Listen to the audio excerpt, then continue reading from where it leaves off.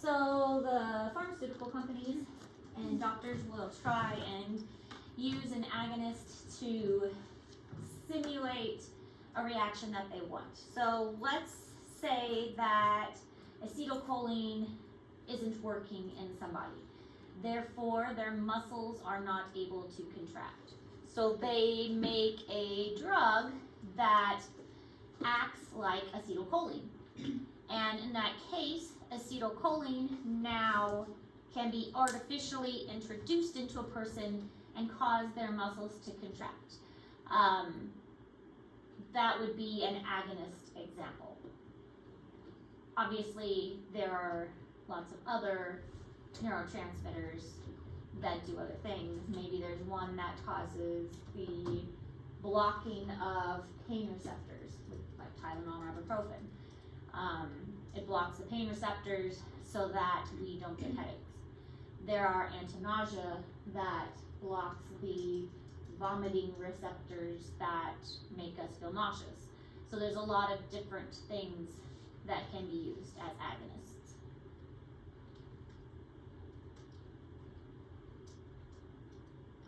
So agonists are drugs that bind to but do not activate the neuroreceptors, blocking the actions of the neurotransmitters or the neuroreceptors. Oh, sorry, that's an antagonist. Antagonist. I said it wrong. So these are the ones that block the receptors. So you can have the ones that activate the receptors, or you can have the ones that block the receptors.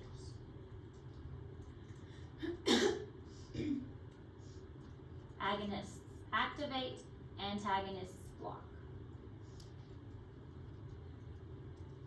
And then there's all these big fancy words that I can't pronounce, and I'm not even going to try, because we all know how good I am at. I can say oxycodone. I can say that one. That's an agonist. An oxycodone.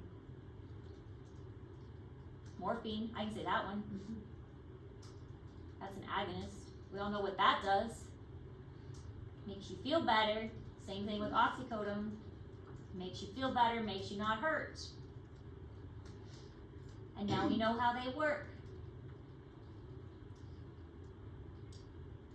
Wait, so if you have like an overdose, you use Narcan, which is naloxone.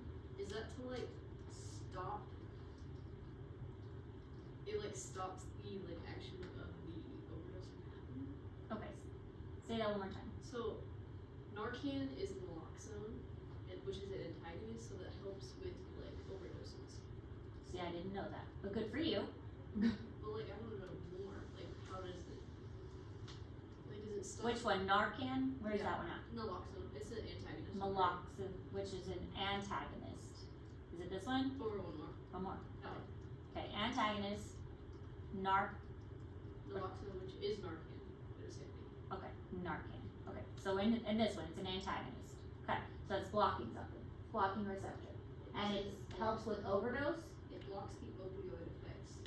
Okay, Which so is it's like blocking the antidepressants. receptors, so you can't receive whatever they're trying to stimulate. Does that make sense? Yeah. So if you're taking some drugs of some kind, the drugs are trying to stimulate the receptors, but this blocks the receptors.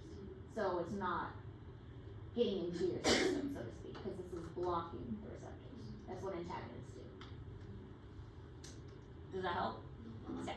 You just gotta like break it down step by step. Antagonists block the receptors, so you take an antagonist to block the receptors so that the drugs can't get into your systems and activate whatever like good high feeling that the drugs are trying to do to you. It's just cool that I can like relate this to something I actually know. Yeah. Narcan. I didn't do that. That's what that did.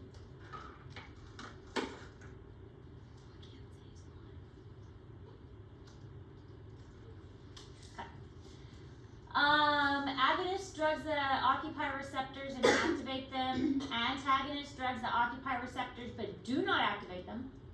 Antagonists block the receptor activation by the agonist. So it's, again, it's blocking them. Okay, so this kind of shows how it works. Full activation, agonist. This one, agonist and antagonist, they're kind of like counteracting each other. Antagonist, blocked. Doesn't work.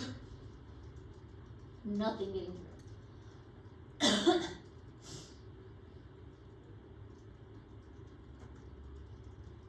And that, again, I mentioned the other day, there's so much research in this area because you can manipulate so many things. You can manipulate and make an agonist and say, okay, we want a drug that will activate this particular area, or we want to make a drug that's going to block this particular area.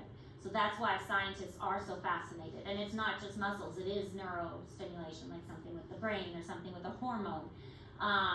There is now an injectable weight loss drug that I've been seeing pop up on advertisements. And that is probably looking at the hormones leptin and ghrelin, which are two hormones that are appetite, and one makes you, like, activates the hunger center, and one activates, like, your stomach telling you you're hungry. So between the two hormones, they're probably at these nerve centers telling your brain, oh, I'm not hungry, oh, I'm not hungry. So if you get these leptin and ghrelin blocking the receptors, then that is going to be a very effective weight loss. So does that like end up messing though with that signal? Like eventually someone's gonna have to go off that medicine. Like does that like mess up the accuracy, I guess, of that signal then? Probably. Yeah, and especially any kind of new drug. Yeah. They say, oh, it's been tested and FDA approved. How long Yeah, has this testing gone? How, yeah, if the effect is worse maybe afterward. Yeah. Because I heard like people do just gain all that weight back once they get off of it because the signal's not locked anymore. So I'm sure it is effective for as long as the drug is working. But at the same time, it may be effective, but their stomach will probably shrink in that process because the stomach is made of muscles, and those muscles are going to get smaller. And so it's very likely that their stomach is going to shrink and not be able to hold as much. Oh, so maybe So- that's. Yeah. So, but then, I mean, the more you eat, the more your stomach stretches out. Mhm. And then that's why some people can eat more. And people who eat, like, in competition, like, they practice stretching their stomach out to hold more. Okay. So, people who are having trouble with weight loss, their stomach does actually shrink. And maybe if they've been on this after a while, their stomach could shrink. Oh, so then it would maybe pull faster. Yes. Okay. Maybe. Alright, so I would like to actually stop. Oh, look, I was going to stop here anyway.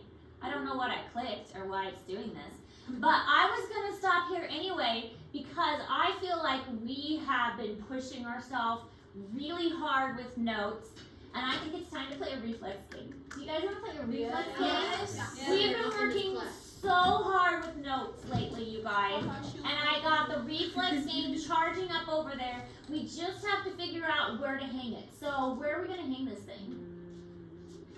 Yeah, can we hang on that doorway? Or like that one. We might be able to. It's gotta like loop over something. Oh. So while I stop the recording, you guys figure out how we're gonna hang this thing up. So maybe we could tape it up or something. I don't know.